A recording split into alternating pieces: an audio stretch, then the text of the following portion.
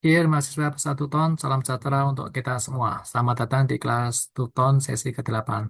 Marilah kita awali tes Tuton sesi ke-8 ini dengan berdoa. Semoga kita diberi kelancaran dalam belajar dan berdiskusi.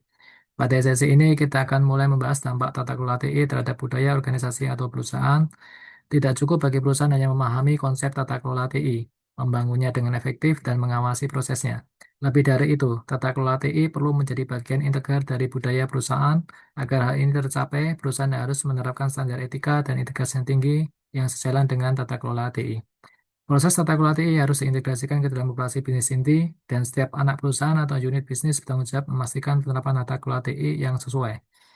Sebagai elemen penting dalam perusahaan, tata kelola TI harus didukung oleh komitmen terhadap standar etika dan integritas tertinggi di seluruh aspek bisnis. Integritas ini harus dimulai dari pemangku kepentingan dan dijaga oleh seluruh karyawan melalui komitmen pada nilai-nilai inti perusahaan. Karyawan juga harus bertanggung jawab untuk bertindak sesuai dengan nilai-nilai tersebut. Selain itu, kita juga akan membahas pentingnya etika perusahaan, kebijakan tata kelola, serta struktur dan proses pengawasan. Ini termasuk langkah-langkah untuk membangun etika yang efektif, mengembangkan dan menerapkan kode etik, serta membentuk komite kepatuhan yang berfungsi di bawah Dewan Komisaris. Tujuan akhirnya adalah menjabarkan beberapa praktik budaya terbaik yang dapat diadopsi oleh perusahaan guna menciptakan tempat kerja yang etis. Pada akhir sesi ini, Anda memahami bagaimana membangun budaya perusahaan yang mendukung tata kelola TI melalui materi berikut.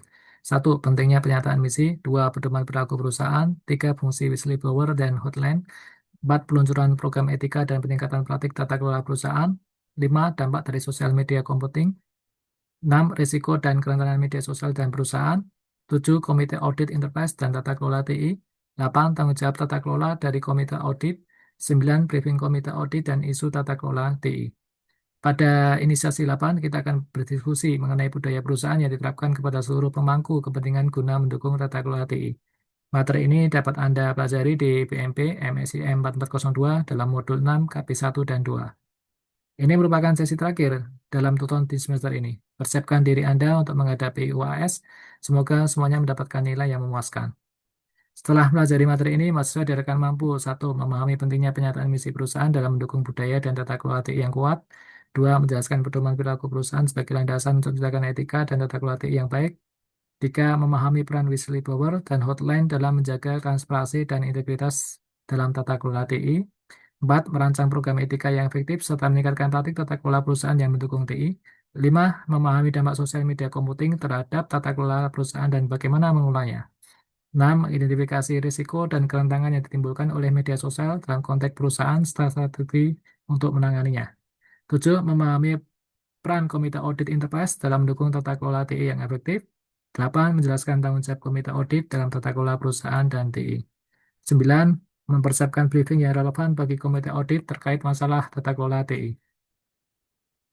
Seperti yang sudah dijelaskan di awal perkenalan, mahasiswa diharapkan dapat memenuhi syarat keaktifan selama 8 minggu inisiasi dan aktif di forum diskusi serta mengerjakan tugas-tugas yang diberikan pada sesi ketiga, 5, dan 7. Selamat belajar dan berdiskusi. Salam Rizka Didi Sutomo. Terima kasih.